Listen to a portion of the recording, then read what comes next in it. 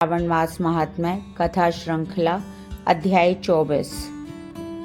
कृष्ण अवतार तथा राजा महासेन की कथा। भगवान श्री सदाशिव बोले, हे तात, पूर्व कल्प में दैत्यों के भार से अत्यंत दुखी होकर पृथ्वी श्री ब्रह्मा जी की शरण में गई। उसके मुखारविंद से दुख का वृतांत सुनकर श्री ब्रह्मा जी क्षीर सागर में गए और वहां जाकर भगवान श्री हरि की बहुत स्तुति की, उनको प्रसन्न किया।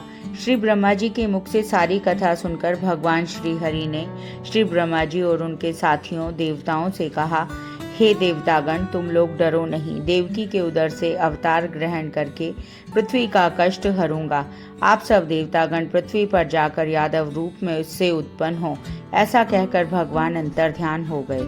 भगवान के देवकी के उदर से उत्पन्न होने पर कंस के डर से वसुदेव ने उनको गोकुल में नंद बाबा के यहाँ रखा। भगवान जब थोड़े बड़े हुए तो उन्होंने मथुरा में आकर गणों सहित कंस का वध कर डाला। तब मथुरा निवासियों ने भगवान से प्रार्थना की, हे कृष्ण, हे महायोगिन, हे भक्तों के अभयदाता देव, शरणागत वत्सल, आपको हम लोग नमस्कार करते हैं, हमारी रक्षा करो। हे देव, किसी को भी आपके जन्मदिन का ज्ञान नहीं हुआ।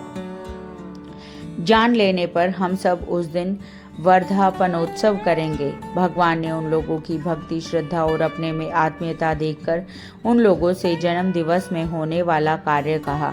उन्होंने सुनकर उसी विधान से व्रत किया।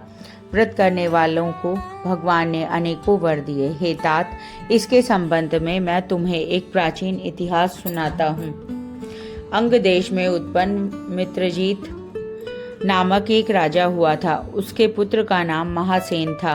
वह सत्य के मार्ग पर चलने वाला तथा अत्यंत साधु स्वभाव वाला था।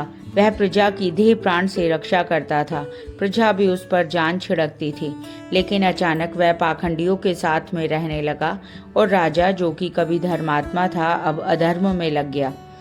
वह वेद शास्त्र और पुराणों की निंदा करता था और वर्णाश्रम धर्म से बहुत द्वेष करता था।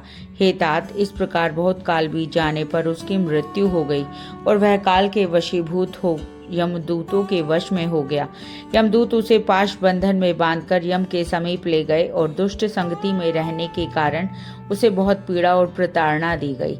फिर उसे नरक में गिराया गया। वहां भी उसे बहुत काल तक अत्यंत पीड़ा और प्रताड़ना दी गई। नरक भोग कर अपने पापों के कारण उसे पिशाच योनि प्राप्त हुई। भूख प्यास से अत्यंत व्याकुल होकर वह इधर उधर घूमता रहा। मारवाड़ देश पहुंचा और एक वैश्य के शरीर में प्रविष्ट हो गया। उस वैश्य की देह में प्रविष्ट होकर वह पुण्य देने वाली मथुरा नगरी में गया। मगर मथुरा के पास पहुंचने पर मथुरा के रक्षकों ने उसे उस वैश्य की देह से अलग कर दिया। वहां पर वह वनों तथा ऋषियों के आश्रमों में घूमता रहा।